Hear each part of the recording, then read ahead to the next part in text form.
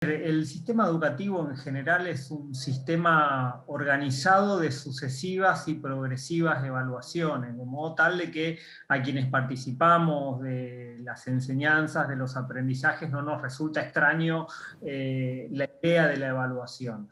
Las pruebas a aprender son una evaluación del sistema educativo en su conjunto, es un dispositivo que trata de generar información para la toma de decisiones, información básicamente sobre los resultados de los aprendizajes de los estudiantes, sobre las condiciones y el desarrollo de la actividad educativa en las instituciones educativas, y ha permitido desde 1993 que se empiezan a desarrollar este tipo de evaluaciones integrales y sistémicas en todo el país, contar con diferentes herramientas e insumos para la toma de decisiones. ¿Y quiénes son los beneficiarios directos de esa información? Los gobiernos de las provincias, el gobierno nacional, las instituciones educativas, y obviamente eso debería haberse reflejado en un abanico de políticas públicas que de alguna u otra manera, a partir de esos datos, puedan tomar las mejores definiciones para elevar el nivel académico, la calidad educativa.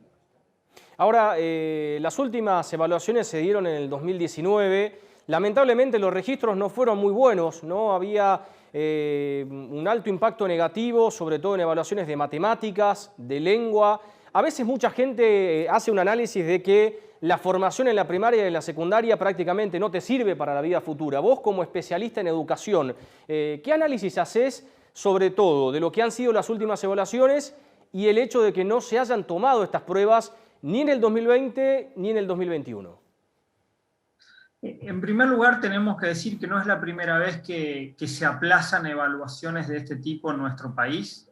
Ya tuvimos postergaciones en el 2010, se postergaron por 3 años, tuvimos postergaciones anteriores y a partir del 2016 hubo, si se quiere, una política más sostenida de evaluación, claramente interrumpida el año pasado por la irrupción de la pandemia, con el compromiso de realizarla en este año. Me parece que los resultados de estas pruebas, independientemente de los datos que ofrecen, son muy valiosos para que los gobiernos tomen decisiones, para que esas decisiones impacten en cómo mejorar la educación. Y esto me parece interesante decirlo porque la idea de la calidad en el sistema educativo argentino tiene que ver con la mejora continua. Es decir, no hay detrás de estas evaluaciones una condena, una sanción a las instituciones que tienen resultados bajos o a los gobiernos que tienen resultados bajos, sino que ofrecen estos dispositivos insumos que permiten conocer la realidad de lo que sucede en el sistema educativo. Por eso espero que el gobierno nacional recapacite sobre esta decisión, que creo que no está tomada, por lo menos en términos formales, y genere dispositivos que permitan producir información que en estos momentos es sumamente valiosa, porque tenemos que animarnos a salir de la discusión bipolar entre presencialidad y virtualidad para reflexionar sobre la educación que tenemos en la Argentina y cómo podemos mejorarla. Tocaste un tema que todavía sigue en el tapete de los medios de comunicación, sin lugar a dudas. Estamos hablando de la presencialidad o la virtualidad, y esta mañana, sin ir más lejos, hubo una manifestación de docentes autoconvocados en las inmediaciones del Ministerio de Educación de Tucumán, pidiendo el retorno a la virtualidad por la situación sanitaria, por el aumento de casos de COVID-19 en la provincia. ¿Cómo analizás este tema en particular, siempre y cuando, lo decimos, ¿no?, las condiciones sean las óptimas para sostener la virtualidad en la provincia de Tucumán? A ver, no hay mejor educación que la presencial. En eso creo que no hay dudas, aunque claramente la virtualidad tiene una potencia enorme para enriquecer lo presencial, para darle otros contenidos, otras formas de acceso al conocimiento, especialmente para estudiantes que son nativos digitales. Entonces, la manera y la forma de conocer el mundo para las niñas, niños y adolescentes que están en nuestras escuelas tiene que incorporar el uso de tecnologías, porque es la manera formas que ellos emplean de acceder al mundo. Entonces, esas herramientas, esos instrumentos tienen que estar presentes en la educación. La pandemia es un contexto sumamente complejo. Vos dijiste, la presencialidad se tiene que dar en un marco de cuidado responsable, y para eso las instituciones tienen que estar en condiciones adecuadas. Claramente, muchos de nuestras provincias no pueden garantizar que sus escuelas estén en condiciones. No lo garantizaban antes de la pandemia, difícilmente lo estén garantizando ahora, y claramente los docentes tienen la preocupación legítima en relación a poder volver a la presencialidad en determinadas condiciones. Aún así, me parece que hay que hacer enormes esfuerzos para poder recrear la relación entre estudiantado y profesorado de manera presencial, por turnos, de manera paulatina, de manera progresiva, pero hay que hacerlo.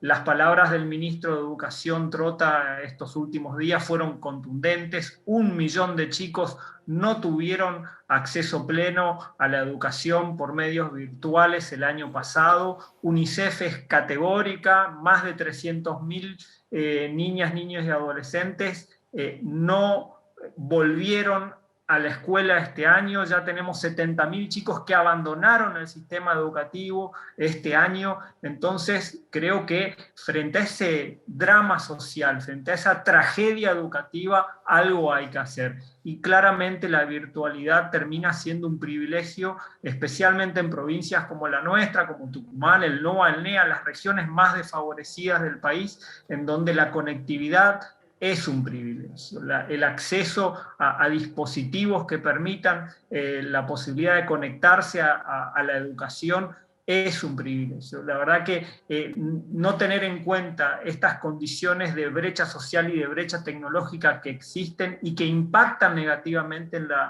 la posibilidad de la educación es no comprender lo que está sucediendo. Por eso necesitamos estas pruebas, necesitamos estos diagnósticos que nos permitan tomar las mejores decisiones, porque si no, lo que sucede es que aparentemente gran parte de las decisiones que se toman en lo educativo se realizan sin fundamento lógico. Cuando uno verifica una serie de posiciones que se han tomado en el último tiempo, uno puede darse cuenta de que ante similares guarismos sanitarios, diferentes posiciones políticas, para volver a la presencialidad o para volver al cierre de las escuelas y la virtualidad.